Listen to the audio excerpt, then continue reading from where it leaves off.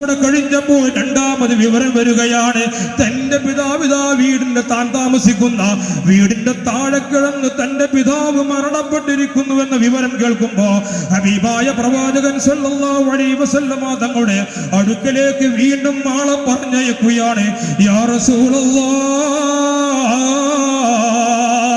അല്ലാഹുവിന്റെ ഹബീബേ, എന്റെ വാപ്പ മരണപ്പെട്ടു ഹബീബേ, എന്റെ വാപ്പയെ കാണാൻ പോവാൻ എനിക്ക് പറ്റുമോ? ഭർത്താവ് പോവരുത് എന്ന് പറഞ്ഞിട്ടുണ്ട്, ഞാൻ എന്ത് ചെയ്യണം ഹബീബേ എന്ന് ചോദിക്കുമ്പോ ഹബീബായ പ്രവാചകൻ സല്ലല്ലാഹു അലൈഹി വസല്ലമ തങ്ങൾ അപ്പോഴും പറയുന്നത്, നിന്റെ ഭർത്താവിനിക്ക് നീ വഴിപ്പെടണം പെണ്ണ് എന്ന് പറയുമ്പോ ആ പെണ്ണ് പോയില്ല, ഭർത്താവിന് വഴിപ്പെട്ടു. തന്റെ വാപ്പ മരണപ്പെട്ടു, വാപ്പയെ ജനാസ കുളിപ്പിക്കുന്നു, വാപ്പയുടെ ജനാസംസ്കാരം നടക്കുന്നു, വാപ്പയെ കൊണ്ടുപോയി മറമാടുന്നു. പക്ഷേ ആ താമസിക്കുന്ന വീടിന്റെ മുകളിൽ നിന്നും ഭർത്താവിന്റെ സമ്മതമില്ലാത്തതിന്റെ പേരിൽ താഴേക്ക് ഇറങ്ങാൻ ആ ഭാര്യ തയ്യാറായില്ല. മറമാടെല്ലാം കഴിഞ്ഞതിന് ശേഷം ഹബീബായ പ്രവാചകൻ സല്ലല്ലാഹു അലൈഹി വസല്ലമ തങ്ങൾ വന്നുകൊണ്ട് പറയുന്നു, ഇതാ നീ നിന്റെ ഭർത്താവിന് അനുസരിച്ചത് കാരണം അല്ലാഹു സുബ്ഹാനഹു തആല നിന്റെ വാപ്പയുടെ സകലമാന പാപങ്ങളും അല്ലാഹു സുബ്ഹാനഹു തആല പുറത്തു കൊടുത്തിരിക്കുന്നു എന്ന് ഹബീബായ പ്രവാചകൻ സല്ലല്ലാഹു അലൈഹി വസല്ലമ തങ്ങൾ ആ പെണ്ണിനോട് വന്ന് പറഞ്ഞെങ്കിൽ, എന്റെ പ്രിയമുള്ള സഹോദരിമാരെ, നമ്മുടെ ഭർത്താവിന് നമ്മൾ വഴിപ്പെടണം. ഭർത്താക്കന്മാരും വേണം ഈ വിഷയം മനസ്സിലാക്കാൻ. തന്റെ വീട്ടിലേക്ക് വൈകുന്നേരം കയറി വരുമ്പോ എത്രയെത്ര യുവാക്കളാണ് നമ്മുടെ ഇടയിൽ തന്നെ കാത്തിരിക്കുന്ന, തനിക്ക് ഭക്ഷണം ഒരുക്കിക്കൊണ്ട് ഉറക്കമൊഴിച്ചു കൊണ്ട് കാത്തിരിക്കുമ്പോ വൈകുന്നേരം തന്റെ ഭാര്യയുടെ അടുക്കലേക്ക് വരുന്നത്, തന്റെ ചിഞ്ചു പൈതങ്ങളുടെ അടുക്കലേക്ക് വരുന്നത് മദ്യപിച്ചുകൊണ്ട് ലക്കും ലവലുമില്ലാതെ ആ ഭാര്യയെ അടിക്കുന്ന അവസ്ഥയില്, തന്റെ മക്കളെ അടിക്കുന്ന അവസ്ഥയിലേക്ക് വൈകുന്നേരം വീട്ടിലേക്ക് കയറി വരുന്ന ചെറുപ്പക്കാരാ, നിന്റെ ഭാര്യയോടുള്ള കടപ്പാട് നീ നിർവഹിക്കുന്നുണ്ടോ എന്ന് നമ്മൾ ആലോചിക്കേണ്ടതാണ്.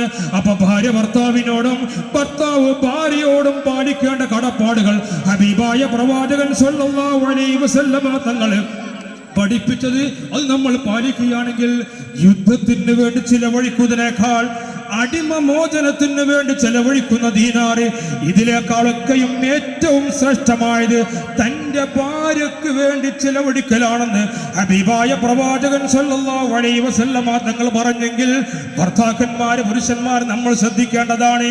നമുക്ക് ലഭിക്കുന്ന പണം അത് യുദ്ധത്തിന് ചെലവഴിക്കുന്നതിനേക്കാളും അടിമ മോചനത്തിന് വേണ്ടി ചെലവഴിക്കുന്നതിനേക്കാളും കൂട്ടുകാരോട് കൂടിയിട്ട് യാത്രയും മറ്റും പോയിട്ട് അവരൊന്നിച്ച് മുന്തിയ വിഭവങ്ങൾ ഭക്ഷണങ്ങളും മറ്റും കഴിച്ചുകൊണ്ട് ഉല്ലസിക്കുന്ന പ്രിയപ്പെട്ട ചെറുപ്പക്കാരാ, അതിനേക്കാളൊക്കെയും ശ്രേഷ്ഠമായത് നിന്റെ അധ്വാനത്തിന്റെ ഫലം, നിന്റെ സമ്പത്ത് നിന്റെ ഭാര്യക്ക് വേണ്ടി ചെലവഴിക്കലാണെന്ന് ഹബീബുനാ റസൂലുള്ളാഹി സ്വല്ലല്ലാഹു അലൈഹി വസല്ലം. അതുപോലെ വാപ്പയോടുള്ള കടപ്പാടുകൾ പറഞ്ഞാൽ നീണ്ടുപോകും. വാപ്പയോട് എത്രമാത്രം കടപ്പാടുകളാണ് നമുക്കുള്ളത്. മഹാനായ പ്രവാചകൻ സ്വല്ലല്ലാഹു അലൈഹി വസല്ലം തങ്ങൾ ഒരുപാട് സ്ഥലങ്ങൾ പിതാവിനോടുള്ള കടപ്പാടുകൾ നമ്മെ പഠിപ്പിക്കുന്നുണ്ട്. ഞാൻ ദീർഘമായി സംസാരിക്കുകയല്ല. അയൽവാസികൾ പരസ്പരമുള്ള കടപ്പാടുകൾ, എന്തേ ചെറിയ ചെറിയ പ്രശ്നങ്ങൾക്ക് വേണ്ടിയിട്ട്, നിസ്സാര പ്രശ്നങ്ങൾക്ക് വേണ്ടിയിട്ട്, ഒരു തുള്ളി ഭൂമിയുടെ പ്രശ്നത്തിന് വേണ്ടിയിട്ട്, അതല്ലെങ്കിൽ ഒരു മരത്തിന്റെ കൊമ്പിന്റെ പേരില്, അതല്ലെങ്കിൽ വീട്ടിൽ വളർത്തുന്ന ആടുകളുടെയോ കോഴികളുടെയോ മറ്റു വളർത്തു ജീവികളുടെയോ പേരില് അയൽവാസികൾ വർഷങ്ങളോളം പിണങ്ങി നിൽക്കുന്നു.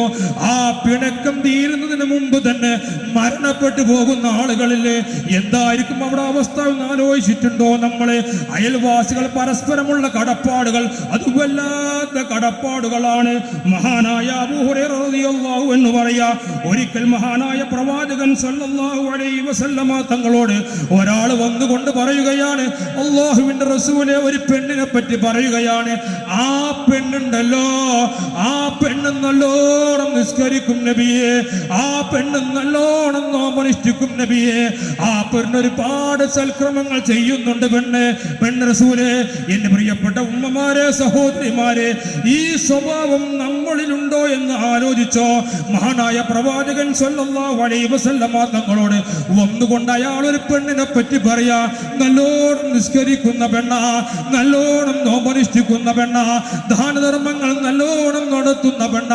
പക്ഷേ അയൽവാസികളോട് നല്ല രീതിയിലല്ല, അയൽവാസികളോട് നല്ല രീതിയിൽ പെരുമാറുകയില്ല, അയൽവാസികളെ വെറുപ്പിക്കുന്ന പെണ്ണാണെന്ന് പറഞ്ഞപ്പോ ഹബീബായ പ്രവാചകൻ സല്ലല്ലാഹു അലൈഹി വസല്ലമ തങ്ങൾ പറഞ്ഞത് വജബത്ത് എന്ന് അല്ലാഹുവിന്റെ റസൂൽ പറഞ്ഞു. വീണ്ടും മറ്റൊരാൾ വന്നുകൊണ്ട് മറ്റൊരു പെണ്ണിനെ കുറിച്ച് പറയുന്നു, യാ റസൂലല്ലാഹ്, അല്ലാഹുവിന്റെ ഹബീബേ, ആ പെണ്ണുണ്ടല്ലോ, മറ്റൊരു പെണ്ണിനെ പറ്റിയാ പറയുന്നത്, നിസ്കാരം കമ്മിയുള്ള പെണ്ണാ, നോമ്പ് കമ്മിയുള്ള പെണ്ണാണ്, ഇബാദത്തുകൾ കുറവുള്ള പെണ്ണാണ്, പക്ഷേ അയൽവാസികളോട് നല്ല രീതിയിലാണ് പെരുമാറ്റങ്ങൾ, അവർക്ക് വേണ്ട സഹായങ്ങളൊക്കെ ചെയ്തു കൊടുക്കുമെന്ന് പറഞ്ഞപ്പോ അപ്പോഴും അല്ലാഹുവിന്റെ റസൂല് പറഞ്ഞത് വജബത്ത് എന്ന് അല്ലാഹുവിന്റെ റസൂല് പറഞ്ഞു. സ്വഹാബാക്കൾ ചോദിച്ചു, രണ്ട് പറഞ്ഞപ്പോഴും വജബത്ത് എന്ന് പറഞ്ഞു, എന്താണ് നബിയെ ഈ വജബത്ത് കൊണ്ട് ഉദ്ദേശിക്കുന്നു ചോദിച്ചപ്പോ അല്ലാഹുവിന്റെ റസൂല് പറഞ്ഞത്, ആദ്യം പറഞ്ഞ ആ പെണ്ണ് നരകം നിർബന്ധമാക്കിയെന്നും രണ്ടാമത് വന്ന് പറഞ്ഞ ആ പെണ്ണ് സ്വർഗം നിർബന്ധമാക്കിയെന്നുമാണ് ഈ വജബത്തിന്റെ ഉദ്ദേശം എന്ന് ഹബീബായ പ്രവാചകൻ സല്ലല്ലാഹു അലൈഹി വസല്ലമ തങ്ങൾ പറഞ്ഞെങ്കിൽ ജിബ്രീൽ അലൈഹിസ്സലാത്തു വസ്സലാം എൻ്റെ അടുക്കൽ വന്നുകൊണ്ട് അയൽവാസികളുടെ കാര്യം ഇങ്ങനെ ഉപദേശിച്ചു കൊണ്ടിരിക്കുക. അല്ലാഹുവിന്റെ റസൂൽ പറയാ, മസാല ജിബ്രീൽ യൂസിനി ബിൽ ജാർ, ജിബ്രീൽ വന്നുകൊണ്ട് അയൽവാസികളെ പറ്റി എന്നോട് ഇങ്ങനെ ഉപദേശിച്ചു കൊണ്ടേയിരിക്കുകയാണ്, അയൽവാസികളെ പറ്റി ഇങ്ങനെ പറഞ്ഞുകൊണ്ടിരിക്കുക.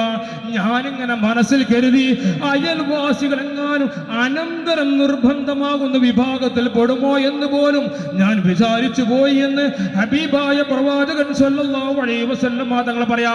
അഥവാ ബാപ്പ മരിച്ചാൽ മക്കൾക്ക് അനന്തരസ്വത്തുണ്ട്, ഭർത്താവ് മരിച്ചാൽ ഭാര്യക്ക് അനന്തരസ്വത്തുണ്ട്, മക്കൾ മരിച്ചാൽ മാതാപിതാക്കൾക്ക് അനന്തരസ്വത്തുണ്ട്.